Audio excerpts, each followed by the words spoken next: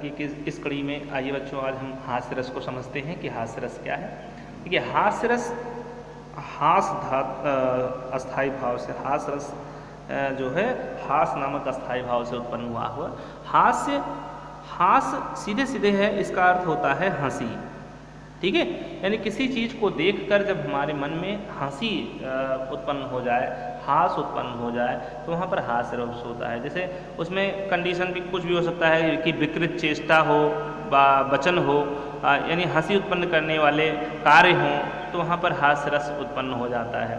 ठीक है, तो हम सीधे सीधे इसका उदाहरण लिख सकते हैं कि विकृत वेशभूषा, विकृत वेशभूषा, क्रियाकलाप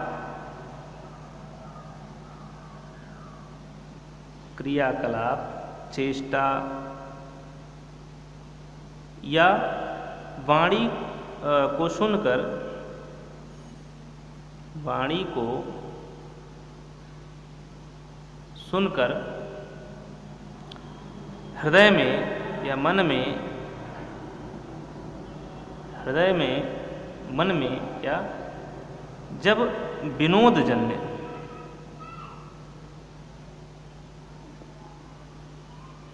उल्लास उत्पन्न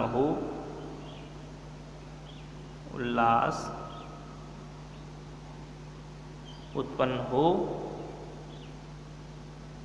तो वहाँ हास्य रस होता है।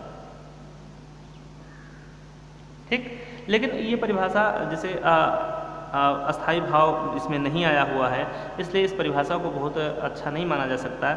हम सीधा सीधा इसका परिभाषा लगते हैं कि जब विभाव, भरत मुनि के अनुसार विभाव, अनुभाव और व्यभिचारी भावों के संयोग से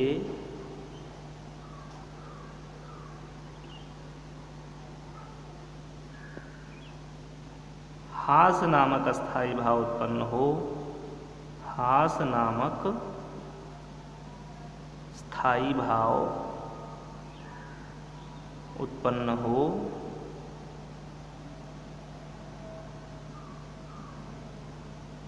तो वहाँ कौन सा रस होता है? हास्य रस होता है।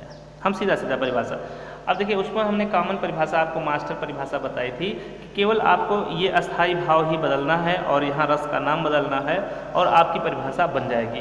कोई भी इस परिभाषा को आपको गलत नहीं काट सकता है। ठीक है, तो अगर ये जैसे ये परिभाषा आपको न याद हो रही हो कि विकृत वेशभूषा, क्रियाकलाप, चेष्टा या किसी की वाणी को, वचन को सुनकर हृदय में जो विनोद यानी एक हंसी ठिठोली का माहौल उत्पन्न होता है, ठीक है, तो वहाँ पर हास्य रस होता है। अगर नहीं याद हो रहा है तो बच्चों एक परिभाषा आप याद करिए है कि जब विभाव, अनुभाव और व्यभिचारी भाव के संयोग से हास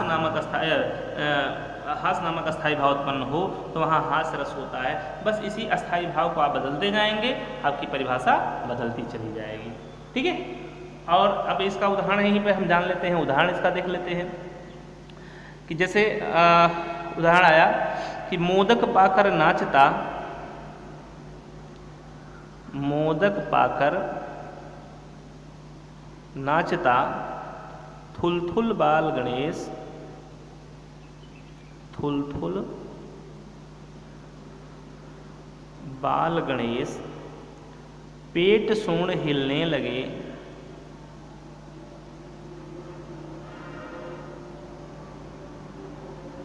हिलने लगे, हंसते शिवा शिवेश, हंसते शिवेश। यानी गणेश जी आप जानते हैं उनको मुंह पर सूंड लगा हुआ था बड़ा सा, तो मोदक माने लड्डू होता है। छोटे से बच्चे को जब उसके मनपसंद चीज़ दे दी जाए तो देखिए किस तरह से वो प्रफुल्लित होकर कूदता है, हंसता है, ठीक है, उल्लसित हो जाता है। अब माता पिता अगर सामने खड़े हों तो बच्चे को उल्लसित देखकर बरबस ही उनके होठों पे हंसी आ ही जाती है। तो यहाँ पर पार्वती और भगवान शंकर बैठे हुए थे और बालक गणेश को जब मोदक दिया गया, लड्डू दिया गया, तो एक तो शरीर गणेश का थुलथुल था, दूसरे उनका पेट जो था बड़ा हुआ निकला हुआ था, तीसरे उनके चेहरे पर सूंड निकली हुई थी। अब जब उसका मनपसंद लड्डू उनको मिल गया तो वो थुलथुल बाल गणेश कूदने लगा, मतलब उछल नहीं रहा, हमको लड्डू मिल गया, हमको मोदक मिल गया, हम तो मोदक पा गए, ठीक है, ये कहने लगा और उछलने लगा। तो पेट और सूंड दोनों भी अजीब ढंग से हिलने लगे। पेट एक तरफ जाता था तो सूंड दूसरी तरफ जाता था, ठीक है, तो अजीब तरह से हिलने लगा, जिसको देखकर पार्वती जी और शिवेश, पार्वती जी और भगवान शंकर दोनों लोग हंसने लगे। एक दूसरा उदाहरण हम आपको यहीं पे बताएं कि जो बहुत ही पॉपुलर है, बहुत ही परीक्षाओं में कभी कभी पूछ लिया जाता है कि विंध्य के वासी उदासी तपोव्रतधारी महाबिनु नारी दुखारी। महाबिनु नारी दुखारे गौतम तीय तरी तुलसी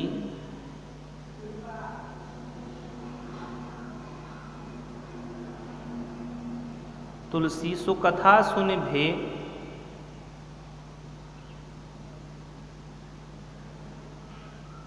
मुनि वृंद सुखारे। सुकथा सुन भे मुनि वृंद सुखारे कि होई हैं शिला सब चंद्रमुखी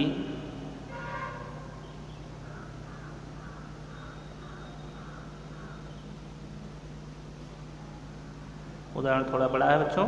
चंद्रमुखी परसे पद मंजुल कंज तिहारे, परसे पद मंजुल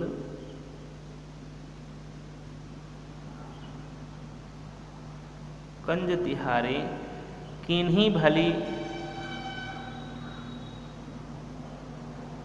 रघुनायक जो, किन्हीं भली रघुनायक जो करुणा करी कानन को पग धारे।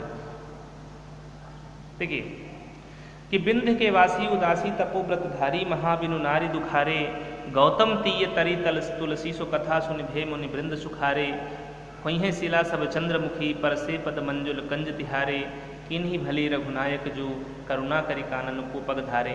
यहाँ पर देखिए विंध्य के जो तपस्वी थे, विंध्याचल पर्वत पर जो लोग तपस्या कर रहे थे, जितने भी ऋषि मुनि, वो ऐसा लग रहा था जैसे स्त्री के बिना नारी बिनु नारी दुखारे, स्त्री के बिना बहुत दुखी हो रहे थे, क्योंकि सारा काम उनको अपना ही अपने खुद करना पड़ता था, खाना बनाना पड़ता था, पकाना पड़ता था, ठीक है, बर्तन मांजना पड़ता था, तो सही तरीके से वो व्रत नहीं कर पा रहे, तपस्या नहीं कर पा रहे थे।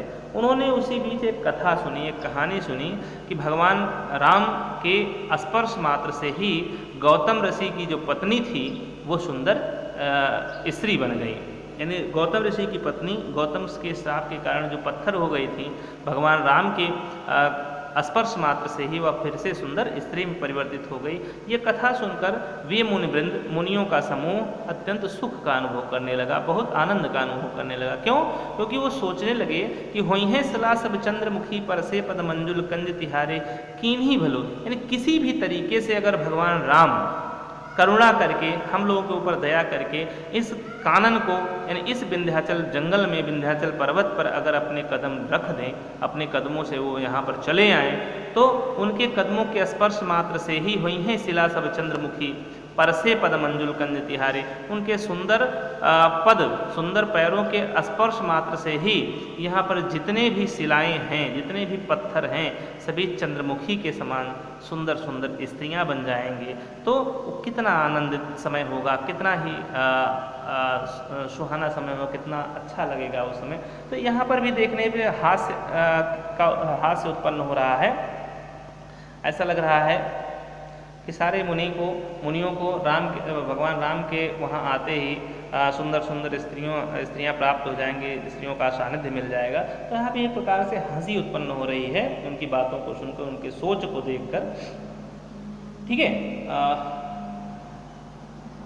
आगे एक उदाहरण और भी था जो आपको काफ़ी आनंदित भी करेगा उसको पढ़कर, उसको जानकर। जैसे था कि पिल्ला लीने गोंद में मोटर भई सवार। एक नायिका थी, एक सुंदरी थी कि जो कुत्ते का पिल्ला अपने हाथ में लेकर गाड़ी में सवार हो रही है कि पिल्ला लीने गोंद में मोटर भई सवार, अली भली घूमन चली किए साज सिंगार, किए जान सिंगार हवा यू रूप को लागी, शुद्ध विदेशी चाल ढाल सो मति अनुरागी, मियाँ मचावें शोर करें अब तौबा तिल्ला, पूत धाय की गोंद खिलावें बीवी पिल्ला। यानी अपने बच्चे को छोड़कर बीवी उनकी पिल्ला जो है वो खिला रही है, उसको घुमा रही है। तो यहाँ भी देखने से हास्य रस उत्पन्न हो रहा है। इतना ही नहीं कि बूट पतलून कोट पाकट में वाच पड़ी, छज्जेदार टोपी छड़ी छतरी बगल में, बोले अंग्रेजी खान पान करें होटल में, साहिब मुसाहिबी को लाते हैं अमल में। तो इस तरह से हम देखेंगे तो यहाँ भी हास्य रस की उत्पत्ति हो रही है। तो हास्य रस आज आपने पढ़ा था क्या कि किसी की विकृत वेशभूषा, क्रियाकलाप, उनकी वाणी, उनकी चेष्टा को सुनकर हृदय में जो आनंद उत्पन्न होता है, विनोदजन्य आनंद उल्लास उत्पन्न होता है, वहाँ हास्य रस होता है। कामन परिभाषा की अगर हम बात करें तो जब विभाव अनुभाव और व्यभिचारी के संयोग से हास्य नामक अस्थायी भाव उत्पन्न होता है तो वहाँ हास्य रस होता है। उदाहरण एक आप याद कर लेंगे, कोई भी एक उदाहरण याद कर लेंगे, ठीक है, तो वहाँ पर आप अच्छे से इसको लिख सकते हैं। जैसे एक उदाहरण आपने हाई स्कूल में कक्षा 10 में बहुत आता है, पूछा जाता है कि शीश पर गंगा हंसें, शीश पर गंगा हंसें, भुजनि भुजंगा हंसें,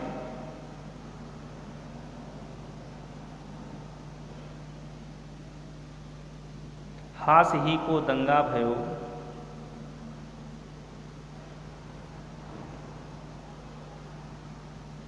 हास ही को दंगा भयो नंगा के ब्याह में।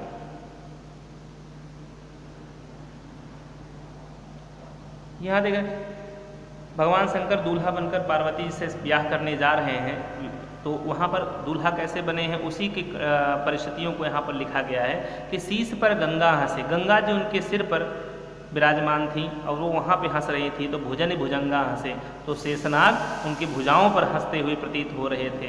यानी बड़ी ही विकृत वेशभूषा दिखाई दे रही थी, मृग शेर की छाल उन्होंने पहन रखा था।